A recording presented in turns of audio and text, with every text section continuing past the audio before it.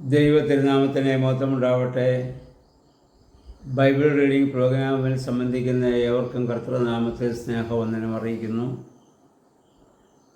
1 ദിനവൃത്താന്ത പുസ്തകമാണല്ലോ നമ്മൾ വായിക്കുന്നത്. ദിനവൃത്താന്ത പുസ്തകത്തിൽ 1-ാം അധ്യായം മുതൽ 9-ാം അധ്യായം വരെ സുദീർഘമായൊരു വംശാവലി നമുക്കിവിടെ കാണാൻ സാധിക്കും. ഈ വംശാവലി കൊടുക്കുവാനുള്ള കാരണമായി മനസ്സിലാക്കാവുന്നത്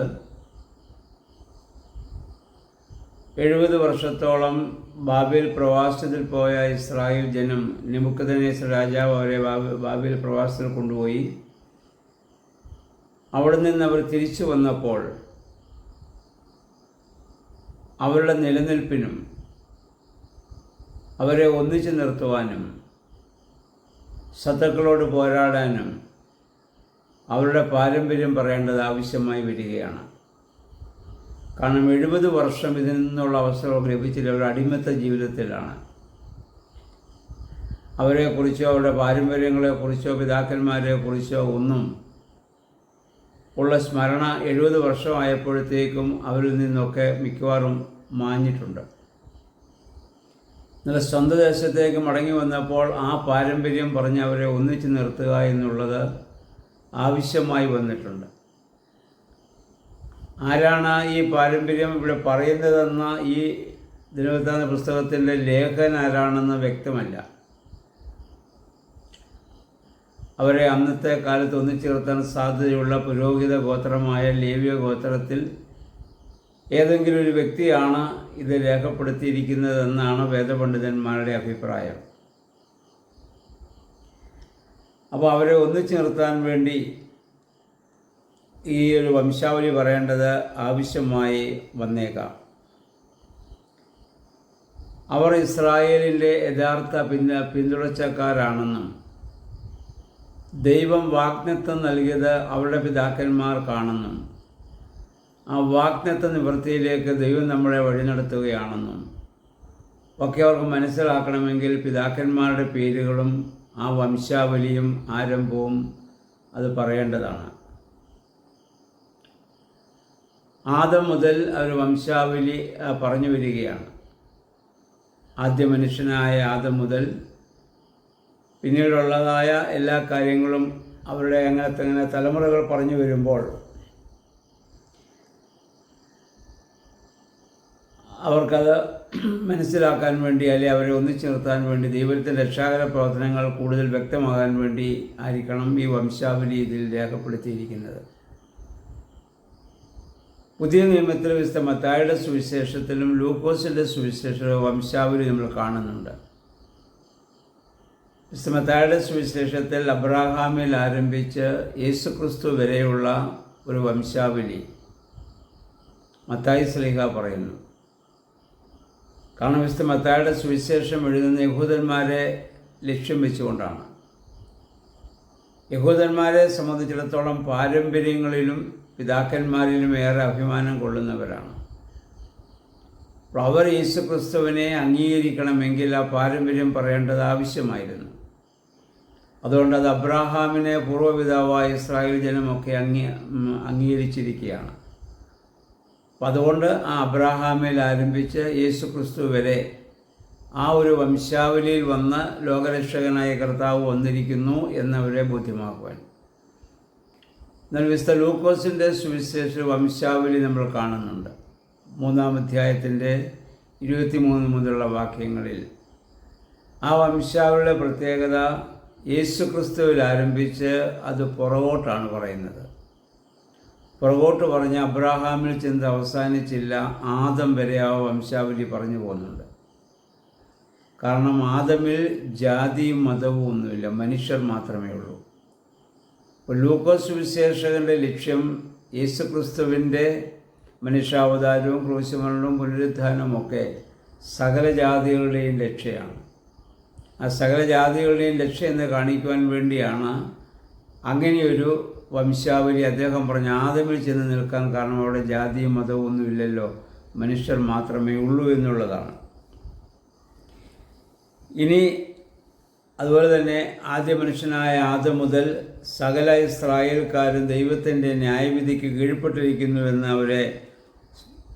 അവരെ സൂചിപ്പിക്കുവാനും, അതുപോലെ തന്നെ ദൈവത്തിൻ്റെ രക്ഷാകര പ്രവൃത്തിയുടെ കീഴിലാണ് നമ്മൾ ജീവിക്കുന്നതെന്നും ഇസ്രായേൽ ജനത്തെ ബോധ്യപ്പെടുത്തുവാൻ ഈ വംശാവലിയും പൂർവ്വചരിത്രങ്ങളൊക്കെ പറയേണ്ടതായ സാഹചര്യം വന്നിരിക്കാം. അതുകൊണ്ടായിരിക്കാം ഇങ്ങനെ ഒരു വംശാവലി വരാൻ കാരണമായിട്ട് തീർന്നത് എന്ന് നമുക്ക് അനുമാനിക്കാവുന്നതാണ്. അതുപോലെ തന്നെ ഈ വംശാവലിയിൽ ലേവ്യ ഗോത്രം, യഹൂദ ഗോത്രം, ബെന്യാമിൻ ഗോത്രം, ദാവീദ് എന്നിവർക്ക് കൂടുതൽ പ്രാധാന്യം കൊടുക്കുന്നതായി കാണാൻ പറ്റും. കാരണം അവരുടെ അനന്തരാവകാശികൾ എന്ന് കാണുന്ന ഉന്നത സ്ഥാനം കൊടുത്താണ് ഈ വംശാവലി അവിടെ എഴുതിയിരിക്കുന്നത്. അപ്പം വായനക്കാർക്ക് ഉൽപ്പത്തി പുസ്തകം മുതൽ പരിചയമുണ്ട് എന്നുള്ള ഒരു മുൻവിധിയോടുകൂടിയാണ് ഈ പേരുകളൊക്കെ ഇവിടെ ഇത് ചേർത്തിരിക്കുന്നത്. അപ്പോൾ അവർക്ക് ഇതിനു മുമ്പ് മുഴുവൻ ചരിത്രം പഠിക്കാൻ പറ്റിയില്ലെങ്കിൽ അപ്പന്മാരെ കുറിച്ച് പറഞ്ഞെങ്കിലും വാമൊഴികളായിട്ടെങ്കിലുമൊക്കെ അവരുടെ മനസ്സിലുണ്ട്. അതുകൊണ്ട് ആ ചരിത്രം അവർക്കറിയാമെന്ന ഒരു പശ്ചാത്തലത്തിൽ നിന്നുകൊണ്ടാണ് ഇത് എഴുതുന്നത് നമുക്ക് മനസ്സിലാക്കാവുന്നതാണ്. അതുപോലെ തന്നെ ചില കുടുംബങ്ങളുടെ ഉപശാപകളുടെ വിസ്തീർണങ്ങൾ പോലും ഇതിൽ കാണാൻ പറ്റുന്നുണ്ട്. പക്ഷേ ഒരു പ്രത്യേകത, എല്ലാവരുടെയും വംശാവലി ആദം മുതൽ പറയുന്നു, കായേൻ്റെ വംശാവലിയെപ്പറ്റി ഇവരുടെ ഒന്നും ഇതിനകത്ത് പരാമർശിക്കുന്നില്ല എന്നുള്ളതാണ്. അത് അങ്ങ് വിട്ടുകളഞ്ഞതാവാം. ആ ഒരു വംശാവലിയെപ്പറ്റി ഇതിനകത്തൊന്നും തന്നെ നമുക്ക് കാണാൻ സാധിക്കുന്നില്ല.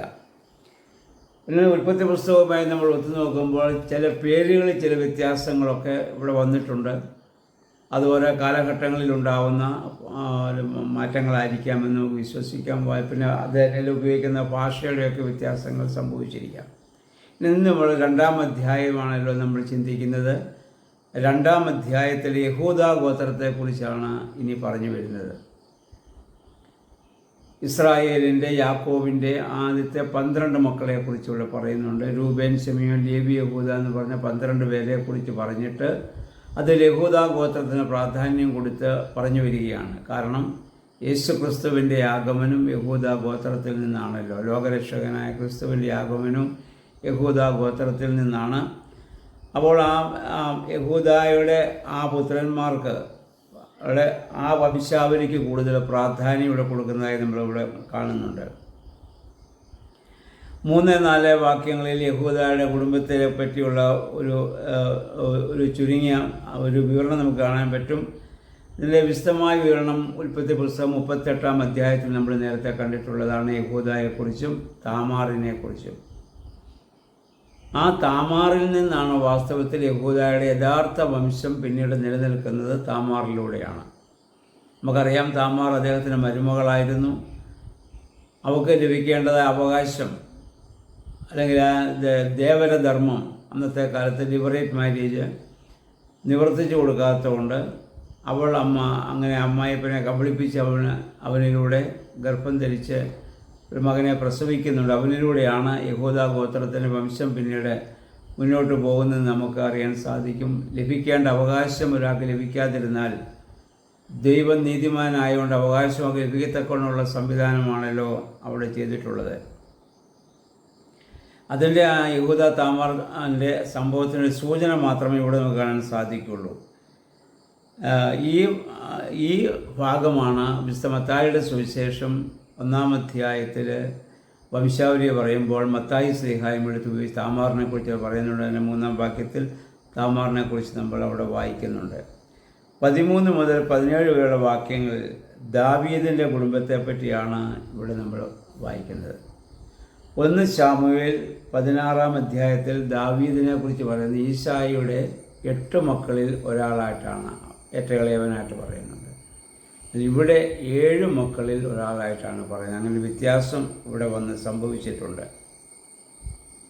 അതുപോലെ തന്നെ 21-ാം വാക്യത്തിൽ ബെസലേലിനെ കുറിച്ച് പറയുന്നുണ്ട്. ഈ ബെസലേലാണ് ദേവാലയ നിർമ്മാണത്തിന്, സമാഗമന കൂടാരത്തിൻ്റെ നിർമ്മാണം നടത്തുമ്പോൾ യഹോവയുടെ പ്രത്യേകമായ ആത്മാവ് വന്ന് അവന് കരകൗശലത്തിനുള്ള എല്ലാ ഇതും കൊടുത്തു.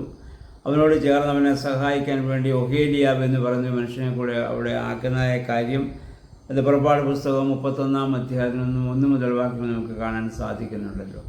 ആ ബെസലേൽ ഈ യഹൂദ ഗോത്രത്തിൻ്റെ ആ പാരമ്പര്യത്തിൽ നിന്നാണ് വരുന്നത് എന്ന് ഇവിടെ പ്രത്യേകം എടുത്ത് കാണിക്കുന്നുണ്ട്. അപ്പോൾ ചുരുക്കത്തിൽ ദൈവം ചരിത്രത്തിലൂടെ പ്രവർത്തിച്ച് തൻ്റെ രക്ഷാകര പ്രവർത്തനങ്ങളിലേക്ക് ഇസ്രായേൽ ജനത്തെ വഴി നടത്തുന്നു എന്ന കാര്യം ഇസ്രായേൽ ജനത്തെ ബോധ്യപ്പെടുത്തുക എന്നുള്ളതാണ് വംശാവലിയുടെ ഉദ്ദേശമായി നമുക്കിവിടെ കാണാൻ സാധിക്കുന്നത്. നമുക്കൊക്കെയും വംശാവലി ഓരോരുത്തരുടെയും പേരിൽ നമ്മൾ ചിന്തിച്ചു, ഓരോരുത്തരുടെയും പേര് ഇവിടെ എടുത്തു പറയുന്നുണ്ട്. കാരണം ദൈവത്തിന് വംശത്തേക്കാൾ ഗോത്രത്തേക്കാൾ ഓരോ വ്യക്തിയിലും ദൈവത്തിന് പ്രാധാന്യമുണ്ട്. എന്നെക്കുറിച്ചും നിങ്ങളെക്കുറിച്ചും ദൈവത്തിന് വലിയ പദ്ധതിയുണ്ട്. അതുകൊണ്ട് നമ്മുടെയൊക്കെ പേര് ചൊല്ലി ദൈവം നമ്മളെ വിളിക്കുന്നു. മാമോദീസാൽ പേര് ചൊല്ലി നമ്മുടെ സ്ഥാനമേൽക്കുന്നത് കൊണ്ട് തന്നെയാണല്ലോ. അതൊക്കെ നമ്മൾ ഇന്നലെ ചിന്തിച്ചതാണ്. അതുകൊണ്ട് ദൈവത്തിൻ്റെ ആ രക്ഷാകര പ്രവർത്തനങ്ങളുടെ ഭാഗമായി കർത്താവ് മനുഷ്യാവതാരം ചെയ്യുകയും ആ രക്ഷയുടെ ആ വലിയ വാതിൽ കർത്താവ് നമുക്ക് വേണ്ടി തുറന്നു തരികയും ചെയ്തു. ഇതൊക്കെ വായിക്കുമ്പോൾ ആ ഒരു കാര്യം കൂടി നമ്മൾ സ്മരിച്ചുകൊണ്ട് ആ ദൈവത്തിൻ്റെ ആ രക്ഷാകര പദ്ധതിയുടെ ഭാഗമായി രണ്ടാമത്തെ വരെയും അവനോട് ചേർന്ന് നിൽക്കുവാൻ തക്കവണ്ണം ദൈവമേ, പരിശുദ്ധാത്മാവെ, ഞങ്ങളെ ശക്തീകരിക്കണമെന്ന് ഞങ്ങൾക്ക് പ്രാർത്ഥിക്കാം. ദൈവം അതിന് നമ്മളെ എല്ലാവരെയും സഹായിക്കുമാറാകട്ടെ.